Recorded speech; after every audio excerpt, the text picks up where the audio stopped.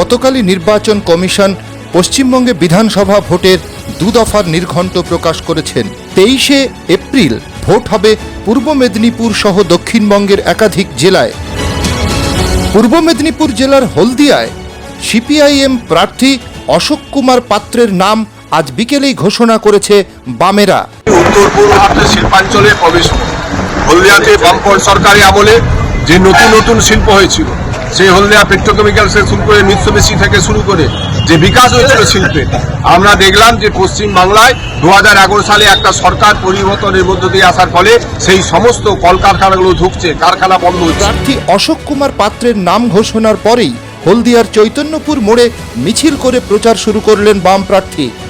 সোমবার বিকেল থেকেই হলদিয়ার চৈতন্যপুর টাউনশিপ সহ বিভিন্ন এলাকায় প্রার্থীর সমর্থনে মিছিল করে বাম কর্মী সমর্থকরা।